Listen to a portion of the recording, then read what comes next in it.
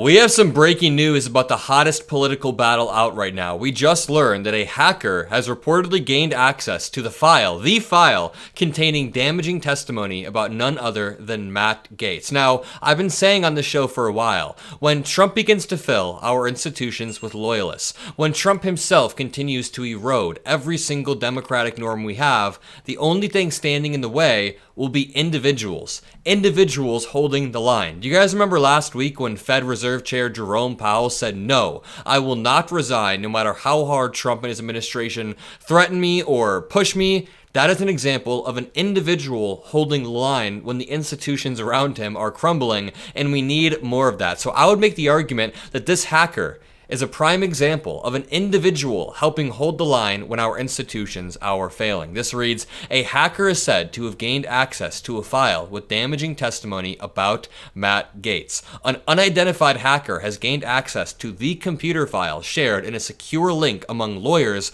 whose clients have given damaging testimony related to Matt Gaetz, the former Florida congressman who was President-elect Donald J. Trump's choice to be the Attorney General of the United States. And before we break this down, I want to show you guys what Trump has been saying about Matt Gaetz behind the scenes and how it proves the point that I've been making on this show regarding Trump's larger play here. So first, this article reads, Trump reportedly doubts senators will back Matt Gaetz but still lobbies hard. So he knows the senators won't even confirm Gaetz, but what's his play here other than recess appointments or to change the standard, to skew the standard of what an acceptable nominee looks like? Donald Trump's nominee for AG is dogged by sexual misconduct allegations. Donald Trump has reportedly told close associates, that Matt Gaetz, his nominee for Attorney General, has less than a 50-50 chance of being confirmed by the Senate, even while pushing forward with his nomination amid damaging sexual misconduct allegations that were just obtained by a hacker.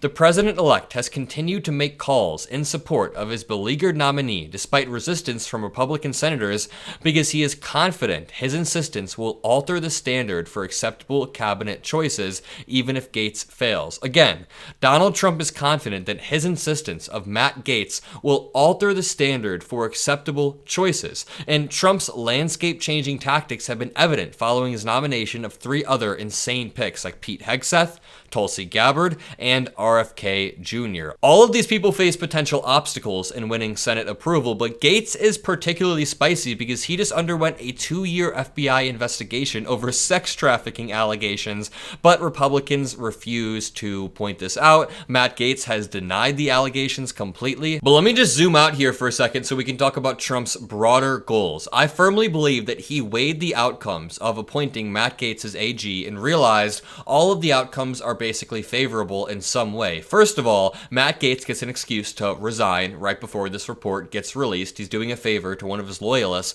But if Matt Gaetz is forced to go through Senate confirmations and he somehow makes it through, cool, he has a loyalist as his attorney general. If Matt Gaetz doesn't make it through Senate confirmations, again, he gets to change the standard of what's acceptable. If they can completely subvert Senate confirmations and go to recess appointments, then boom, he has broken the Constitution entirely and he has his attack dog, Matt Gaetz. So Trump realized that basically every outcome with the Matt Gaetz appointment was fine for him, but what he did not take into account is what if the actual report gets leaked and Matt Gaetz's career gets nuked, and then Mike Johnson gets exposed for trying to cover up Matt Gaetz's sexual misconduct. So let's start off with this that reads, a lawyer said his client testified that she saw Gaetz having sex with an underage girl. A lawyer representing two women who testified that former Representative Matt Gaetz paid them for sex told multiple news outlets on Monday that one of the women described witnessing Mr. Gaetz have sex with an underage girl at a party in 2017.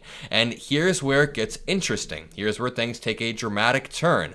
An unidentified hacker using the alias Altum Beasley accessed a highly sensitive file shared among lawyers involved in cases tied to Matt Gaetz, and this contained 24 exhibits, including sworn testimony from a woman who claims she had sex with Gaetz when she was just 17. He was 35. That is statutory rape, as well as corroborating testimony from another woman who witnessed the encounter, allegedly. Matt Gaetz denies all of this, but this reads, an identified hacker has gained access to a computer file. The file of 24 exhibits is said to include sworn testimony by a woman who said she had sex with Mr. Gaetz in 2017 when she was 17, as well as corroborating testimony by a second woman woman who said that she witnessed the encounter. The information was downloaded by a person using the name Altham Beasley at 1:23 p.m. on Monday, according to the person, who was not authorized to speak publicly. A lawyer connected to the case sent an email to the address associated with Beasley, only to be informed in an automated reply that the recipient does not exist. A true hacker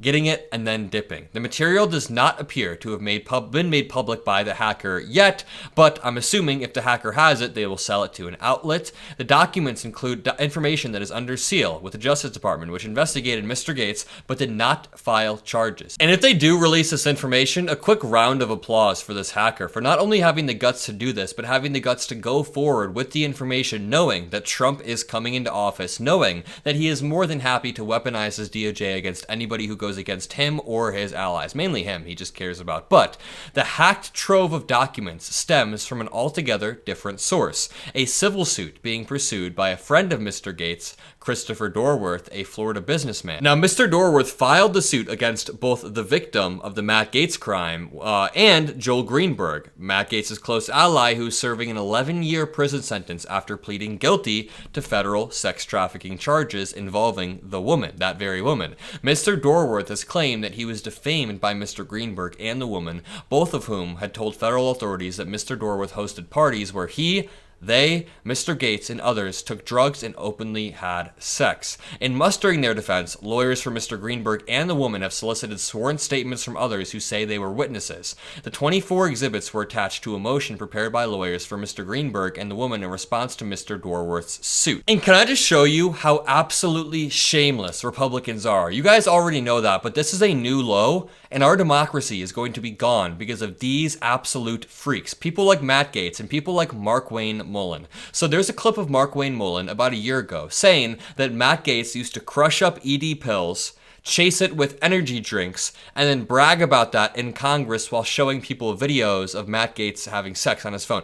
Markwayne Mullins used to hate Matt Gaetz. Everybody hated Matt Gaetz. Now he is not only defending Matt Gaetz on TV, but he's deflecting questions about Matt Gaetz by bringing up gay people like Pete Buttigieg. He says that Pete Buttigieg being appointed as the transportation secretary is equivalent to Matt Gaetz, which is honestly incredibly offensive. Let me ask you, how do you think about that versus the circumstance that you're being tasked with today?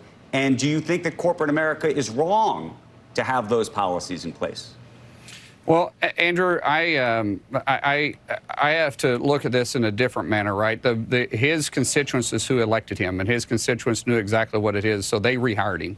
Now, if we're going back and we're going to start talking about scrutiny of different people that have been put in positions or been appointed by presidents, we have to go back and scrutinize the appointments that President Biden put in place, too. We can talk about Rachel, Assistant Secretary of HHS. There's pretty controversial questions into figuring out what pronoun's going to be used. We can talk about Sam, the guy who was in the Department of Energy who couldn't figure out if that was his luggage or not and kept stealing people's luggage. You can talk about Pete Buttigieg and the controversial decision to put him in Department of Transportation. So I mean, I didn't think this was possible, but Republicans have officially hit a new low, especially this dude, Markwayne Mullin, who 1 year ago said that Matt Gaetz is basically a degenerate, has degenerate behavior, but now Markwayne Mullin is defending the degenerate behavior, meanwhile trying to demean Pete Buttigieg for being gay, simply for being gay, and he calls Pete a controversial appointment. He wasn't. He wasn't controversial at all. In fact, he's more qualified than any of these Republican stooges that Donald Trump's appointing. I'll leave it at that. Drop a like, subscribe, have a great rest of your day, and I'll see you in the next one. Peace out.